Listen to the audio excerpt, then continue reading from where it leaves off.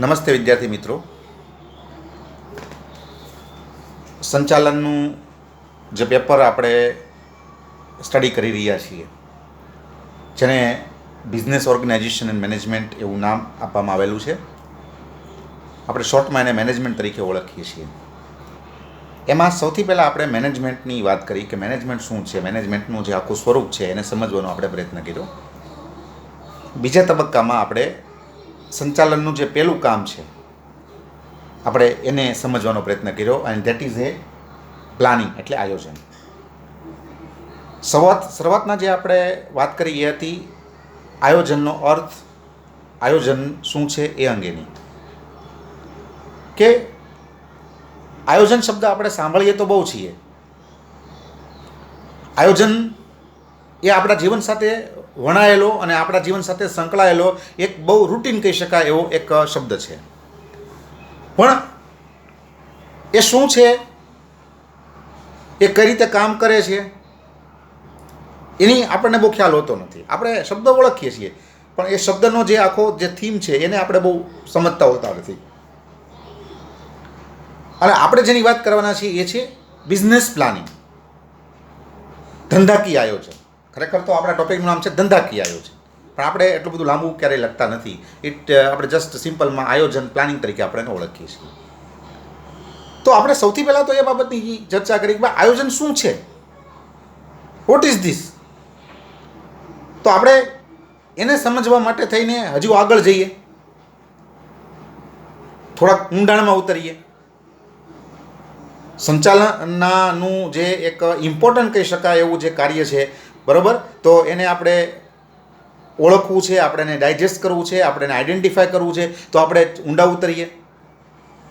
તો એની માટે આપણે એના કેટલાક જે સામાન્ય લક્ષણો છે, કેટલીક એની જે કેરેક્ટરિસ્ટિક્સ છે, ફીચર્સ, આપણે એને સમજવા જોઈએ. તો એ શૃંખલામાં આપણે આગળ વધશું. આપણો જે પ્રયાસ છે એ ફક્ત એટલો છે કે આપણે આયોજનને સમજવું છે, આપણે એના ઉપર અન્ડરસ્ટેન્ડિંગ ક્રિએટ કરવી છે. તો હવે આપણે એના કેટલાક લક્ષણોની ચર્ચા કરશું અને એના દ્વારા આપણે આયોજન છે એને વધુ સારી રીતે સમજવાનો પ્રયત્ન કરશું. તમારી સામે મેં 5 લક્ષણો મૂકેલા છે. જો તમે બુક લઈને બેઠા હો તો તમે એને લખી શકો. પહેલું છે સંચાલનનું પ્રથમ કાર્ય, બીજું છે બૌદ્ધિક પ્રક્રિયા, ત્રીજું છે આયોજન એટલે ભાવિ અવલોકન, ચોથું છે સર્વવ્યાપક, અને પાંચમું છે આયોજન એટલે વિકલ્પ પસંદગી. આયોજન એટલે વિકલ્પ પસંદગી. આ 5 એના મુખ્ય પાયાના કહી શકાય એવા લક્ષણો છે. આમ તો ઘણા બધા લક્ષણો છે, તમને જુદી જુદી બુકોમાં તમને ઘણા બધા લક્ષણો તમે મેળવી શકો, પરીક્ષામાં પણ તમે ગમે તે લક્ષણ લખી શકો. ઇટ ઇઝ નોટ ઇમ્પોર્ટન્ટ, પણ આપણે એની અન્ડરસ્ટેન્ડિંગ ક્રિએટ કરવાની છે. એટલા માટે એવા મેં 5 મૂળભૂત લક્ષણો લીધા છે કે જે એના મૂળભૂત લક્ષણો છે અને જેના દ્વારા આપણે આયોજન જે છે એને આપણે વધુ સારી રીતે સમજી શકીએ કે what is this, what is the concept of planning, અને especially what is the concept of business planning. તો હવે આપણે એક પછી એકની ચર્ચા કરીએ. તમને જો યાદ હોય તો સૌથી પહેલાં જ આપણે વાત કરી હતી, સૌથી પહેલાં કે આ સંચાલનનું પહેલું કામ છે. સંચાલનની જે આખી સમગ્ર પ્રક્રિયા છે, સમગ્ર આખી એની પ્રોસેસ છે, એમાં ઘણા બધા કાર્યો છે અને આપણે વારંવાર ચર્ચા કરી છે કે management is A process of different activities, different stages. તો આપણે એમ પણ ચર્ચા કરી કે management is the group of activities, કાર્યોનો સમૂહ છે અથવા જુદા જુદા કાર્યોની બનેલી, જુદા જુદા તબક્કાઓની બનેલી પ્રક્રિયા છે. પણ આ જે પ્રક્રિયા છે એમાં સૌથી પહેલો જે તબક્કો હોય, સૌથી પહેલું જો કોઈ કામ હોય તો શું કયું છે, તો કે આયોજન. તમારી શરૂઆત આયોજનથી થાય છે, પછી બીજા કાર્યો બધા પછી હોય. તમારે વ્યવસ્થા કરવી છે, તમારે દોરવણી આપવી છે, તમારે કાર્યોનું સંકલન કરવું છે, તમારે અંકુશની વ્યવસ્થા ગોઠવવી છે. તમે આ બધા કાર્યો ક્યારે કરી શકો, જ્યારે તમે સૌથી પહેલાં તો આયોજન કરો. પછી આયોજન કર્યા વગર કોઈ પણ કાર્ય, કોઈ પણ પ્રક્રિયા શરૂ થઈ શકતી નથી. અને આ ધંધા માટેની તો વાત છે જ. એટલા માટે મેં સંચાલનનું પ્રથમ કાર્ય લખ્યું છે. ભાઈ કોઈ પણ તમે ધંધો શરૂ કરવા માટે જતા હો તો એમાં સૌથી પહેલાં તો આયોજન કરવું પડે. આયોજન કર્યા વગર સીધે સીધું તમે કોઈ ધંધો કે કોઈ એક્ટિવિટી ચાલુ ન કરી શકો. તો કોઈ પણ આપણે હેતુ માટે કામ કરતા હોઈએ, કોઈ પણ હેતુ હોય આપણો, પછી ધંધા હોય તો એમાં નફાનો હેતુ હોય, પછી આપણું જાહેર જીવન હોય તો એમાં પાછા જુદા જુદા ઘણા બધા હેતુ હોય, અને એ હેતુને પ્રાપ્ત કરવાના આપણે પ્રયત્ન કરતા હોઈએ. પણ જ્યારે આપણે કોઈ પણ હેતુને પ્રાપ્ત કરવા માટેના પ્રયત્નો કરતા હોઈએ જ્યારે પણ, ત્યારે આપણે સૌથી પહેલાં કરીએ છીએ આયોજન. That is why the first feature, first characteristic of planning is that planning is the first function of management. સંચાલનનું આ પહેલું કામ છે. એટલા માટે હું વારે વારે કહું છું કે સંચાલનમાં એક વાત બહુ કહેવાય છે કે પી ઓલવેઝ ફર્સ્ટ. આયોજન હંમેશા પહેલાં જ હોય. પી ઓલવેઝ ફર્સ્ટ. આયોજન છે એ પહેલાં હોય, આયોજન પછી બીજા બધા કાર્યો હોય, આયોજનના આધારે બીજા કાર્યો ગોઠવાતા હોય. ઇનફેક્ટ તમે એમ પણ કહી શકો કે આયોજન જે તમે કર્યું એના આધારે તમે પછી બીજા કાર્યો છે એ કરો છો. આપણે જે રીતનું આયોજન કર્યું હોય એ રીતે પછી આપણે વ્યવસ્થા ગોઠવીએ, એ રીતે પછી આપણે કર્મચારીઓ છે એની ભરતી પસંદગી કરીએ, પછી આપણે એ રીતે આપણે આયોજન કર્યું હોય એ પ્રમાણે આપણે દોરવણી આપીએ. તો આયોજન પછીના આ બધા કાર્યો છે, આ બધા કાર્યો આયોજન ઉપર ડિપેન્ડન્ટ છે અથવા આયોજન ઉપર આધારિત છે. તો યુ કેન સે ઓલ્સો, તમે એમ પણ કહી શકો. તો સંચાલનનું પહેલું કામ, the first function of management, first step of the process of management, તમે એમ પણ કહી શકો. બીજું તો કે આ બૌદ્ધિક પ્રક્રિયા છે. તમને મેં વ્યાખ્યા આપેલી એમાં પણ મેં સ્પષ્ટ કરેલું હતું કે planning is the intellectual process, not ordinary process. કેવી પ્રક્રિયા છે? તો કે એ પ્રક્રિયા એવી છે કે જે બૌદ્ધિક પ્રક્રિયા છે, ઓર્ડિનરી પ્રક્રિયા નથી, સામાન્ય પ્રક્રિયા નથી, ગમે તે વ્યક્તિ કરી શકે એવી પ્રક્રિયા નથી, બૌદ્ધિક પ્રક્રિયા છે. અને બૌદ્ધિક પ્રક્રિયા શું કામ છે? તો કે તમારે અહીંયા ભવિષ્યની ગણતરીઓ કરવાની છે, ભવિષ્યનું તમારે વર્તમાનમાં બેસીને અવલોકન કરવાનું છે. ભવિષ્યમાં શું થવાનું છે, ભવિષ્યમાં શું થઈ શકે એનો તમારે અત્યારે અંદાજ બાંધવાનો છે વર્તમાન. તો આ આખું ગણતરી પૂર્વકનું કામ છે. And it requires skill. એક પ્રકારની સ્કિલ છે એ એમાં જરૂરી છે. તમે તમારામાં જો ભવિષ્યનો અંદાજ બાંધવાની પૂરેપૂરી ક્ષમતા ન હોય તો તમે આયોજન ન કરી શકો. કારણ કે આયોજનમાં તમારે ભવિષ્યના બધા ભવિષ્યનું આખું તમારે ચિત્ર અત્યારે જોવાનું છે કે આવું હોઈ શકે. અને ભવિષ્ય એટલે એવી વસ્તુ છે કે જેની ઉપર આપણો કોઈ અંકુશ નથી, આપણે એના પર કાંઈ કરી ન શકીએ. આપણા હાથમાં વર્તમાન છે. ભૂતકાળ પણ જે છે, જે પાસ થઈ ગયું છે એના ઉપર આપણો કોઈ અંકુશ નથી, એ થઈ ગયું છે. વર્તમાન છે એના ઉપર આપણે અંકુશ છે કે આપણે એમાં કાંઈ ફેરફાર કરી શકીએ, પણ it related with the future. તો એના ઉપર આપણો અંકુશ નથી, આપણે એમાં કાંઈ કરી ન શકીએ. ભવિષ્ય વિશે કોઈ કહી ન શકે કે ભાઈ આવતી કલાકે, આવતા 2 કલાકની અંદર શું થવાનું છે, નોબડી કેન સે.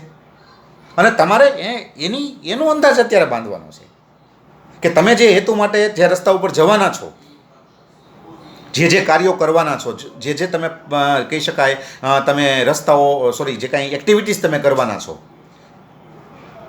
એમાં કેવા ઘટનાઓ બનશે, એમાં શું તમારી સામે આવશે, ભવિષ્યમાં કેવી પરિસ્થિતિનું નિર્માણ થશે, એનું તમારે અત્યારે અવલોકન કરવાનું છે. And that is not a common activity. It requires skill. It requires intellectual skill of person. તો તમારી પાસે બૌદ્ધિક ક્ષમતા છે, બૌદ્ધિક જે કહી શકાય તમારી પાસે એવું એક પ્રકારનું જ્ઞાન છે, તો તમે આયોજન કરી શકો, તો તમે ભવિષ્યને તમે ફ્યુચરમાં અનુમાન બાંધી શકો. એટલા માટે એનું બીજું લક્ષણ છે એ છે બૌદ્ધિક પ્રક્રિયા. It is intellectual process of the business. It is not ordinary. તમારે વિકલ્પો પસંદ કરવા પડશે, તમારે કેટલી બધી ગણતરીઓ મૂકવી પડશે, અને આ બધા માટે જોશે બૌદ્ધિકતા. અને બૌદ્ધિક પ્રક્રિયા એટલા માટે એને કહેવામાં આવે છે. તો પહેલું ફર્સ્ટ ફંક્શન ઓફ મેનેજમેન્ટ. બીજું it is A intellectual process. ત્રીજું તો કે આયોજન એટલે ભાવિ અવલોકન, ભવિષ્યને અત્યારે જોવાનું આ આયોજન છે. આયોજન વર્તમાનનું નથી, આયોજન ભવિષ્યનું છે. It related with the future. આપણે મેં વાત કરી કે it related with the future. ભવિષ્યમાં શું બનશે, ભવિષ્યમાં કેવી ઘટનાઓ બનશે, ભવિષ્યમાં કેવા કેવા પરિબળો કઈ રીતે તમારા હેતુના પ્રયત્નો ઉપર અસર કરશે, એનું તમારે અત્યારે અવલોકન કરવાનું છે, આધારણ કરવાનું છે, પૂર્વ વિચારણા કરવાની છે, પૂર્વ ધારણા કરવાની છે. એટલા માટે અહીંયા મેં શબ્દ આપ્યો છે કે આ ભાવિ અવલોકન છે. ભવિષ્યને તમારે અત્યારે જોવાનું છે.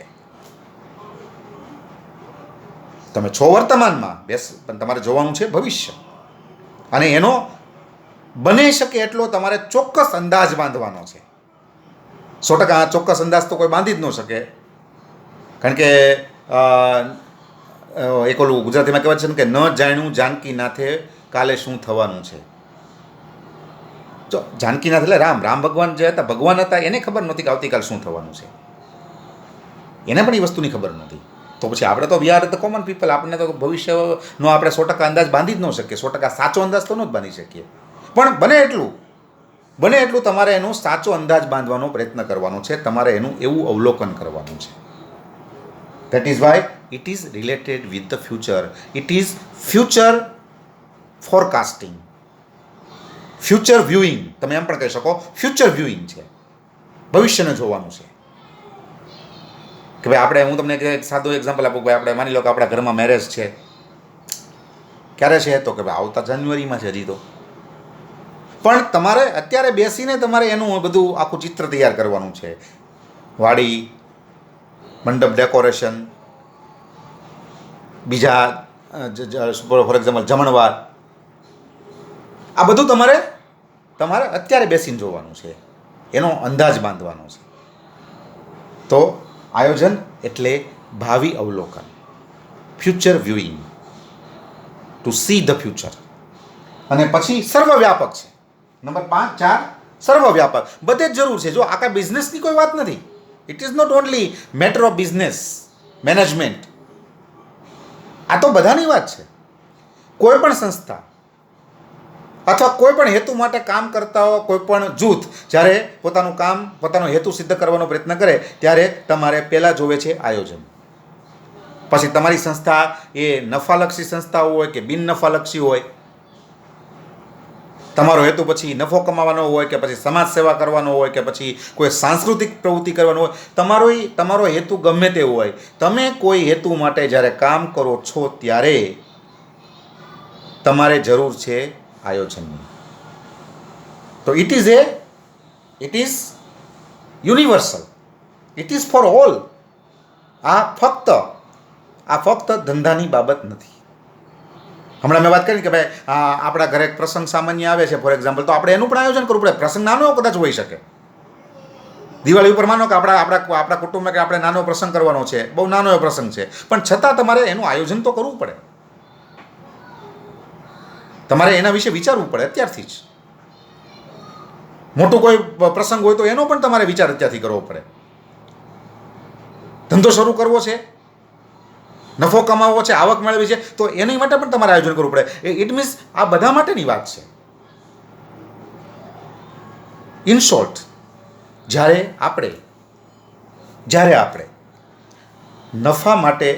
આપણે કોઈ હેતુ માટે કામ કરતા હોઈએ, કોઈ પણ હેતુ માટે, ત્યારે સૌથી પહેલાં આયોજન જરૂરી છે. પછી એ હેતુ ગમે તે હોય, એ હેતુ નફાલક્ષી હોય, બિન નફાલક્ષી હોય, સોશિયલ રિલેટેડ હોય, કલ્ચર રિલેટેડ હોય, રિલિજિયસ રિલેટેડ હોય, વોટ એવર, હેતુ છે તો આયોજન છે. આ સર્વવ્યાપક છે. ઇન શોર્ટ, આયોજનની જરૂરિયાત દરેક જગ્યાએ પડે છે. દરેક જગ્યાએ આયોજન જરૂરી છે. અને છેલ્લું, લાસ્ટ બસ નોટ લીસ્ટ, આયોજન એટલે વિકલ્પ પસંદગી. લાસ્ટ બહુ સરસ છે, યાદ રાખવા માટે આપણે એના ઉપર વાત કરવાની છે. આયોજન એટલે વિકલ્પ પસંદગી. વિકલ્પ પસંદગી એટલે તો કે જુદા જુદા જે વિકલ્પો હોય એ વિકલ્પોમાંથી જ્યારે આપણે કોઈ એક વિકલ્પની પસંદગી કરીએ ત્યારે એને કહેવાય છે વિકલ્પ પસંદગી. કોઈ હેતુને સુધી પહોંચવા માટે ઘણા બધા રસ્તાઓ હોય છે. આપણે નફો કમાવવો છે ફોર એક્ઝામ્પલ, તો નફો કમાવવા માટે થઈ માની લો કે આપણે 5 કરોડનો નફો કરવો છે આવતા વર્ષે. આપણે અત્યારે 2.5 કરોડનો નફો કરીએ છીએ, આપણે બમણો કરવો છે, 5 કરોડનો કરવો છે. તો એની માટે ઘણા બધા રસ્તા હોય, ઘણા બધા વિકલ્પો હોય. તમે ખર્ચ ઘટાડી શકો, તમે ઉત્પાદન વધારી શકો, તમે જાહેરાત વધારીને પણ વેચાણ વધારી, તો ઘણા બધા રસ્તા છે. અને એ બધા રસ્તાઓ જે છે મીન્સ ધ ઓપ્શન્સ, અલ્ટરનેટિવ્સ, વિકલ્પો છે બધા ખરેખર તો એમાંથી તમારે કોઈ પણ એક વિકલ્પની પસંદગી કરવાની છે. આપણે નક્કી કરવાનું છે ભાઈ આપણે આ રસ્તા દ્વારા જશું અને આપણા હેતુ સુધી પહોંચશું. તમારી સામે ઘણીવાર ઘણા બધા વિકલ્પો હોય અને એ બધા વિકલ્પો દ્વારા તમે તમારા હેતુ સુધી પહોંચી શકતા હો, તો એમાંથી આપણને અનુકૂળ હોય એવો આપણે વિકલ્પ પસંદ કરતા હોઈએ છીએ અને આપણે આપણા હેતુને પ્રાપ્ત કરતા હોઈએ છીએ અથવા આપણે આપણા હેતુ સુધી પહોંચતા હોઈએ છીએ. તો બેઝિકલી જોવા જાઓ તો આયોજનમાં તમે શું કરો છો? તો આયોજન માટે એક સરસ વાક્ય કહેવાય છે કે planning means basically choosing. Planning means basically choosing. આયોજન એ મૂળભૂત રીતે પસંદગીનું કામ છે. કોની પસંદગી? વિકલ્પ પસંદગી. હેતુ સુધી પહોંચવા માટે જે જુદા જુદા રસ્તાઓ આપણી સામે આવે છે એમાંથી આપણે કોઈ પણ એક રસ્તો કે વિકલ્પ પસંદ કરીએ છીએ અને આપણે આપણા હેતુને પ્રાપ્ત કરીએ છીએ. That is A choosing. તો આયોજન એટલે વિકલ્પની પસંદગી. જુદા જુદા વિકલ્પોમાંથી કોઈ યોગ્ય વિકલ્પ પસંદ કરી અને હેતુને પ્રાપ્ત કરવો, ધેટ ઇઝ એ પ્લાનિંગ. એ આયોજન છે. તો આયોજનના મુખ્ય 5 લક્ષણો તમે આ રીતે યાદ રાખવાનો પ્રયત્ન કરી શકો. સંચાલનનું પહેલું કામ છે. આ સામાન્ય નહીં પણ બૌદ્ધિક પ્રક્રિયા છે, કારણ કે ભવિષ્યનું બધો અંદાજ બાંધવાનો છે, માટે બૌદ્ધિક પ્રક્રિયા છે. આયોજન છે એમાં ભાવિ અવલોકન કરવાનું છે, ભવિષ્યને વર્તમાનમાં જોવાનું છે અને આ સર્વવ્યાપક છે, એટલે કે એવરીવેર, બધે જ જ્યાં હેતુ છે ત્યાં આયોજન ફરજિયાત છે. અને છેલ્લું, આયોજન એટલે જુદા જુદા રસ્તાઓમાંથી કોઈ પણ એક રસ્તાની કે વિકલ્પની પસંદગી કરવી અને હેતુને પ્રાપ્ત કરવો.